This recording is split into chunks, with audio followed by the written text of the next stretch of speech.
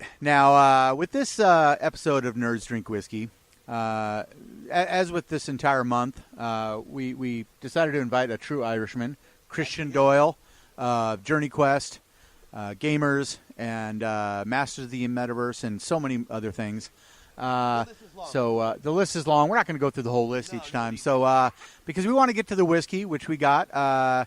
Sexton, I've never heard of this Irish whiskey. The bottle is beautiful. Yes, it's got a very beautiful. But it didn't say the age on the bottle, so we got to guess the age, and then we'll point on the credits below. We'll say what the age is, see how close we guess. But we're gonna hand the mic over to the bartender and have him tell us a little bit about it. All right, you already mentioned that it was the Sexton, and it is a 80 proof copper pot distilled Irish whiskey. Wow. Single malt. This is one of the single malt Irish. Yeah. Correct. Which are definitely different than the regular Irish whiskeys, and just the amount of time they distill them. Remember, if you don't have a mic. I'm actually looking forward to this. Now, what were you saying, Christian? Well, I was saying with these single pot whiskeys and their single malt whiskeys, you're not getting that triple distilled smoothness. There's going to be a lot more bite to this in general. It's going to taste a bit more like a Scotch than it is a normal Irish. And there's at least a few of these that we're trying today, so I'm really looking forward to them. They're always hit and miss with me, so we'll see. I'm excited. That's kind of what I'm looking at, especially with the fact that when I saw that it was a single malt, I'm like, okay, this could very well be more like a Scotch than an Irish whiskey. And me and our other co-host, Ed, who is not here, damn you, Ed, How dare he get sick? Exactly. How dare you get sick, Ed? What is wrong with you? Maybe he tried that rogue whiskey. That is quite possible. Maybe he did try the rogue whiskey. Maybe he just drank a little too much. But, no, when it comes down to this, I was very surprised. I can smell it from here. Oh, yeah. This is going to be very... Oh, see, here's the bottle right here, folks. It's a lovely bottle. It's absolutely delicious. It's got a skeleton with a hat on it on top, which is the Dead Gentleman logo, so that's kind of cool. I love that. And the... oh, yeah. I just like bottle shape. It says, this is something our camera woman and my wife would like. It's distilled in coffee pots. Copper pots. Oh, coffee? Coffee? No, are you sure that's not a coffee? It's copper. Oh, it's just copper. Okay. All right. Copper pot, like Chester Copper Pot from the Goonies. Oh. That's how you remember. Okay. Mnemonic devices. I'm all about them. All right. Do you think we should bring Dark Helmet in? Yeah. All right. It's time. Dark Helmet, do your thing. Ludicrous speed.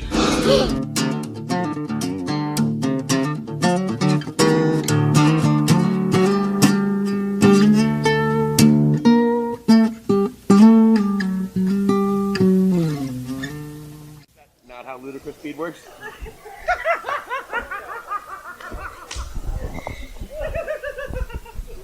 Say that again on the mic. Is that not how ludicrous speed works? I think it worked fine. Yeah. It looked like it was about normal speed, actually. I'm sorry, I couldn't help it. So, little interesting. What are your thoughts? So with the single malts, especially, like obviously the color is going to be a bit darker, but it usually like they try to find one aspect of that flavor profile and just hit you with it over and over again in the face. This has smoothness despite that. Like it wants to hit you with that flavor, but it's still too smooth to really complain about.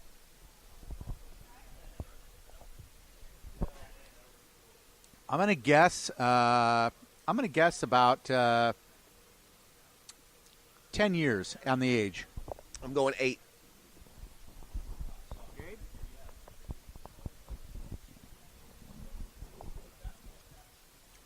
I'm honestly going to say, with the smoothness of this, even though it's a single malt, which you can tell that it is a single malt. Yeah, no, you can tell just right off the bat that it is a single malt. I'm going to honestly say probably about an 8 to 9 year. It can't be much. I don't see it being, over 10. This Has a real nice flavor to it, though, for an Irish whiskey. I'm very, very pleasantly surprised. This is delicious stuff. But for a single malt, yeah, it's very interesting that this is an Irish whiskey and still a single malt and tastes like this. This is something that I would totally buy another bottle of if I could get my hands on it. Yeah. I think that the secret to this one might be the copper pot, honestly, because I'm not getting any of the oakiness that you get from those, from those big barrel casks types. It hits the flavor that it wants to hit and leaves everything else nice and smooth. I think this has it's definitely this is definitely not a beginner's Irish whiskey. This is it's got a little bit more depth, a little bit more complexity than the other ones. Doesn't go down. I mean, it has a little bit more of a bite to it than the previous whiskeys, but definitely good. The 8 to 10 years that it was aged, it turned out well. But it's definitely a good one. The training wheels are off. But the accessibility is still there. Yeah. This is not as dangerous as, say, an Islay or anything, but which is Scotch. But it doesn't have that peatiness to it. It doesn't taste like dirt. Right. In a good way, but yeah. Or like a super cheap $5 bourbon. This is definitely a high end or mid range quality whiskey, but definitely not a beginner. So, Sexton Irish whiskey. Looks like it was going for a particular flavor profile and pretty much nailed it. Yeah. So, how about this, real quick? How much would you pay for a bottle? What would you think a good price for a bottle of Sexton would be? I'm guessing $40 to $50. I was going to say probably about 45 to 60 tops. I don't know if I'd buy this if it was more than 30. Okay. Yeah, Totally fair. but I'm a picky bastard. So yeah. I'm also talking about the absurd state tax that we have on our whiskey. Like, it is a $30 bottle of whiskey, but here it's a $45 to $50 bottle of whiskey. That's how our state works. That's a very good point. So we've talked a lot about the work you do. So what else is Christian Doyle doing? One show that I haven't been able to completely get into because it kind of is not my world. Right. But why don't you talk it up? Tell people about it, what they can expect when they turn on Masters of the Metaverse. All right. Well, Masters of the Metaverse is a live play tabletop role-playing show. It's kind of, if you've seen things like Critical Role or any of the live stream, RPG shows that they do. So completely mainstream, everyman appeal. Absolutely. Well, no, obviously not. It's definitely got a certain niche, appeal. However, Critical Role, that, tabletop role-playing show, which is hosted mostly by voice actors, and we're hosted mostly by improvisers, has just, done over $7 million on their Kickstarter this week for one animated episode.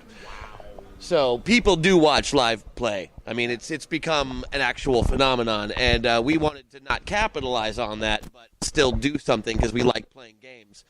And we decided to do a show within a show within a show because I really like things that are meta. So what we created was basically kind of Sliders, if you remember the show Sliders, meets Quantum Leap. Oh, okay. I remember everything about Sliders except for season 5. Didn't exist. That's why. It's not even a real season. So the story is it's like a serialized story. We've been going for over 2 years now. We've got hundreds of hours of content because it's a 3-hour show every Monday night, 6 p.m. Pacific on Twitch, Zombie Orpheus. And we play games with our friends, and our friends are funny, so it's great. The idea is it's these regular people that have been kidnapped by this weird government organization, and they get put into these pods as kind of like play testers for like this virtual reality game that they think they're playing, only to find out that the worlds that they're visiting in the bodies of these avatars that they're inhabiting are actually real places. And half the story takes place in the real world, half the story takes place in whatever fantasy world we're going into. So we have, you know, sometimes we're superheroes, sometimes we're cowboys, sometimes we're magical space princesses, sometimes we are, you know, normal civilians running from aliens. It's different every time, but we're still playing these same characters. Now, how linear is this? Can people jump in anywhere, or do they have to start at the beginning? No, people can jump in anywhere, even because there's so much content. If you want to know more about the backstory, there are season and episode recaps for everything that we've done on our Wikipedia page, as well as prolific fan fiction about individual characters. And I call it fan fiction. It's not. It's canonical fan fiction. The person who writes it is a very, very talented writer and really found the spirit of all the characters and writes about these little moments in the game that don't break what that moment is. So the game itself is more interesting, in my opinion, than a lot of other tabletop role-playing game shows because the audience controls what happens. You know, On Twitch and all. well, yeah, but I mean, most of the time people will tip in on Twitch and you'll get like a little +1 bonus or whatever if somebody sends you money.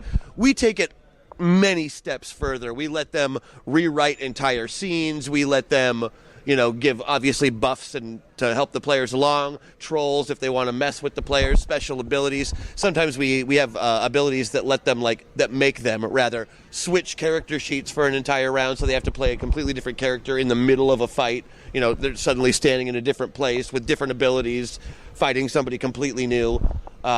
So let me get this straight. You're literally like sitting there based upon your Twitch viewers. You're sitting there actually like letting them, you know, go absolutely ape on changing things up for you guys and still seeing what it does. Right. Dude, you're just doing this on Twitch? We're just doing this on Twitch. Really? Yeah. Because I'm on Twitch constantly, like, watching stuff like this. I'm even going to start getting into you guys just so I can mess with you. Yeah, no, Right. that's a perfectly legitimate reason to start watching the show. If you just want to come mess with us online, like, I write very, very detailed, huge story arcs that take years to play out, and I have let my audience completely mess that up over and over again, and all it does is add to the story.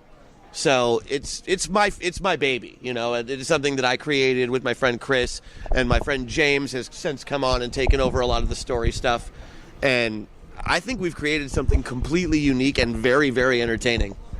Cool. All right, so that is what do you say on Sexton? Do you say yay or nay? I'm a yay. I'm definitely a yay.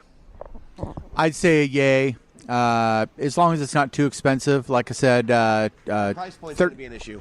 Price point will be an issue. $30 anywhere else, but in Washington State, probably more like 40, 45.